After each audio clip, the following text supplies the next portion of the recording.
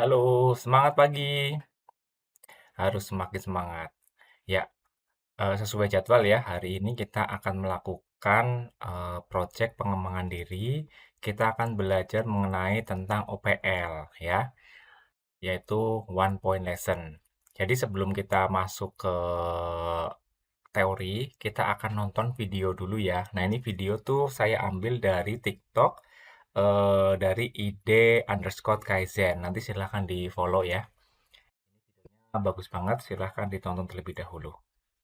Aduh, bete banget. Harus bersihin kisi-kisi gini lama banget, buang-buang waktu. Kalau satu celah ini 20 detik, terus ada 120 celah. 40 menit untuk bersihin ini doang. Ada nggak sih cara yang lebih cepat? Yuk kita coba Kaizen sendiri pakai bahan-bahan yang ada di rumah. Dan pastinya harganya murah ya. Pertama, kita potong busa sejajar sesuai dengan lebar celahnya. Kemudian, potong melintang. Namun, jangan sampai putus ya, sehingga diperoleh pola kotak. Kemudian, kita coba bersihkan menggunakan busa yang udah di Kaizen. Hasilnya cepet banget. Sekali lap bisa membersihkan beberapa celah. Yang seharusnya 40 menit ini bisa kurang dari 5 menit. Nah, ini adalah contoh Kaizen dan juga bisa diimplementasikan di rumah ya.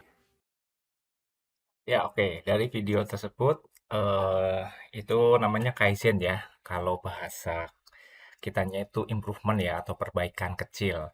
Nah, jadi di situ kita melihat ya kondisi sebelumnya itu pembersihan grill cover kipas angin itu menggunakan stick ya, stick yang dibalut dengan tisu, kemudian diikat pakai karet, dan dia menggunakannya dengan cara memasukkan ke celah satu-satu ya. Nah, kemudian diimprove menggunakan busa yang dipotong kecil-kecil ya. Sorry, yang dibelah ya, yang dibelah kecil-kecil supaya sesuai dengan celah-celah di grill kipas angin. Nah, itu sangat mempercepat ya. Tadi dari 40 menit menjadi berapa sekitar 5 menit ya tadi ya.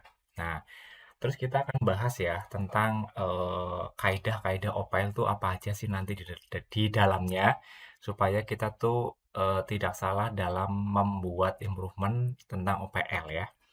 Oke, kita lanjut. Nah, ini materi training kita pada pagi hari ini ya. Jadi tentang OPL. OPL itu kepanjangan dari One Point Lesson.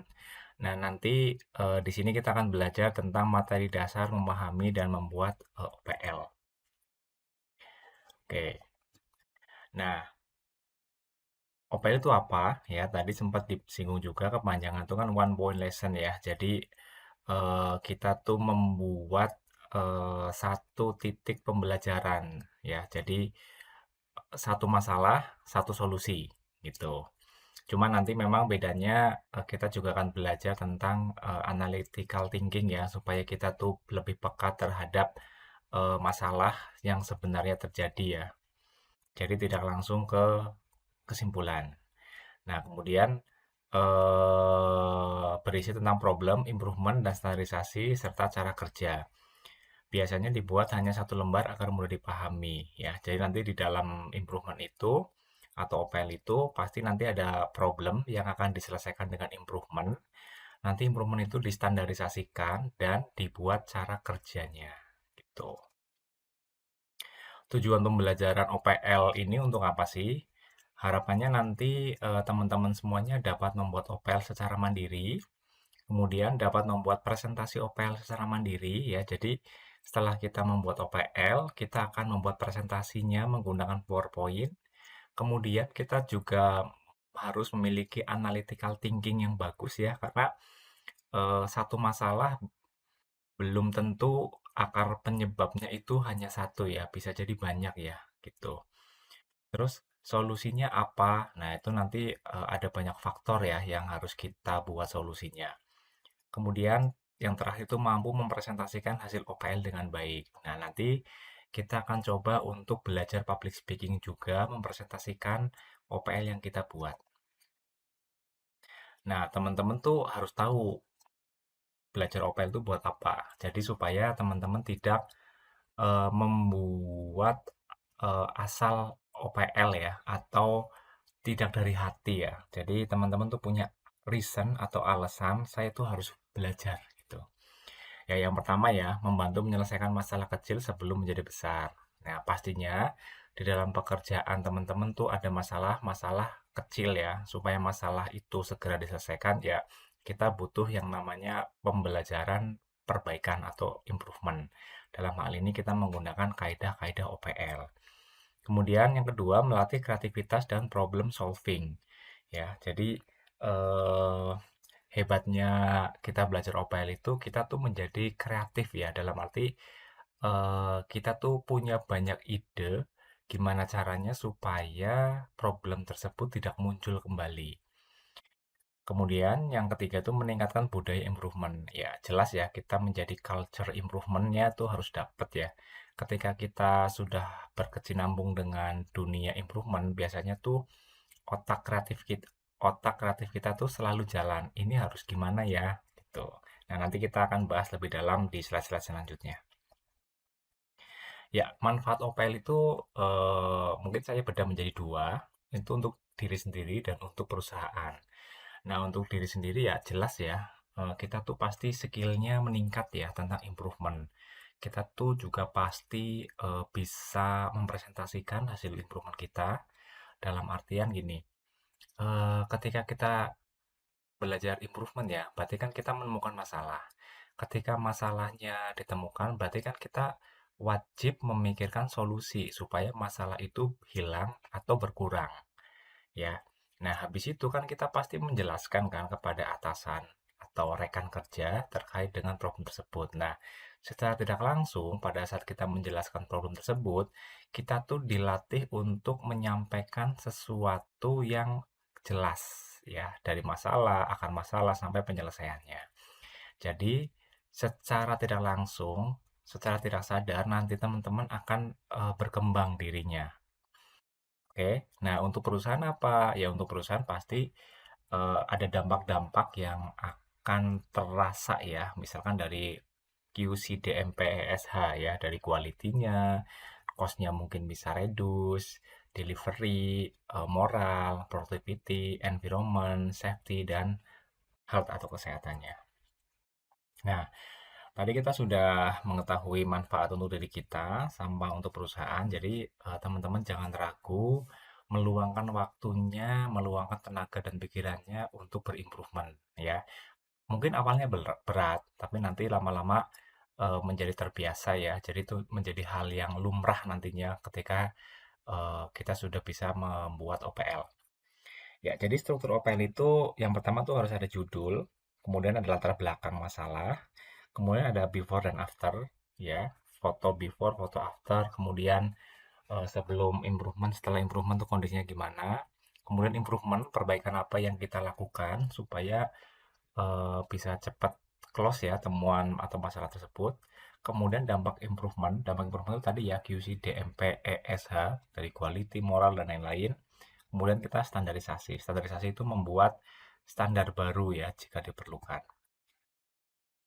Nah, isi yang harus ada di dalam OPL itu apa? Ya, isinya tuh ada judul yang jelas, ada latar belakang masalah, ada foto before after, ada penjelasan improvement, ada dampak dan standarisasi. Nah, kemudian cara menemukan ide improvement itu gimana? Nah, ini banyak banget orang yang agak kesulitan untuk menemukan ide ya. Padahal ide itu banyak banget loh. Ya, contoh komplain dari user ya, misalkan ini di sini toiletnya bau. Nah, itu kan bisa diimprove ya, apakah dengan nambah exhaust dan lain-lain. Itu kan salah satu komplain yang bisa kita perbaiki. Instruksi dari atasan. Nah, ini biasanya ada instruksi dari atasan supaya kita tuh dikasih target untuk memperbaiki sesuatu. Itu juga bisa dijadiin OPL. Ada temuan audit. Ya, biasanya kan kita ada audit tuh. Nah, dari temuan-temuan itu kita bisa improve supaya tidak jadi temuan lagi. Ada keresahan saat bekerja. Jadi teman-teman tuh kalau punya sensing yang bagus, biasanya kan, aduh ini kok lama ya cara kerjanya, ini kok nggak nyaman ya aku kerjanya ya gitu. Nah itu bisa diimprove apa sih sebenarnya yang membuat Anda resah gitu. Kemudian ada ketidakstandaran. Nah, contoh ketidakstandaran itu misalkan bisa dilihat dari bunyi ya. Misalkan kipas angin tuh bunyinya harusnya nggak bunyi kok jadi bunyi klotok-klotok gitu. Itu tidak standar ya. Bisa juga dari bau. Harusnya tuh komputer baunya tuh nggak gosong nih kok tiba-tiba ada yang gosong. Nah itu juga tidak standar ya. Jadi kita harus pahami standarnya dulu, baru kita bisa menjudgment kalau itu tidak standar. Ada risiko atau bahaya. Nah ini biasanya dari K3L ya. Pada saat kita jalan kaki, misalkan dari gerbang sampai ke pos security, kok ada apa namanya, misalkan ada paving atau batu yang menjuntai, ya itu juga resiko bahaya kan. Nah, itu juga bisa diimprove. Ada pemborosan proses. Nah, pemborosan proses itu ada mudah, murah, muri ya. Ya nanti kita juga bahas ya di next pertemuan ya. Pemborosan proses itu wasting time itu bisa ya. Nah, nanti kita juga bisa improve.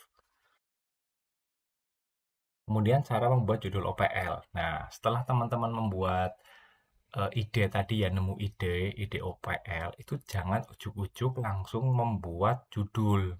Tetapi kita harus menganalisa dulu. Pertama, latar belakangnya apa sih? Kemudian dari latar belakang tersebut dampaknya apa sih? Ya. Kemudian tentukan QCDMPE-nya yang paling relevan itu yang mana supaya kita bisa improve apakah dari quality ataukah dari cost kayak gitu ya. Baru kita membuat judul dengan yang smart. Nah, smart itu apa? Nah, smart itu nanti kita akan bahas di next selanjutnya ya. Kita akan bahas tentang QCDMP-nya dulu. Nah, tadi kan kita MPE ya. Nah, kita bisa baca di sini ya. Di sini ada infografisnya. Quality itu definisinya apa? Misalkan quality berkaitan dengan peningkatan kualitas pekerjaan. Cost itu biasanya berkaitan dengan biaya pemborosan dan lain-lain. Delivery itu berkaitan dengan kecepatan proses kerja dan lain-lain. Moral, nah moral itu berkaitan dengan karyawan ya tentang semangat kerja, kenyamanan, motivasi, kepuasan dan lain-lain. Productivity berkaitan dengan peningkatan hasil kerja, efisiensi waktu dan efektivitas aktivitas kerja. Environment itu lingkungan ya, lingkungan kita bagaimana. Safety berarti berkaitan dengan K3L.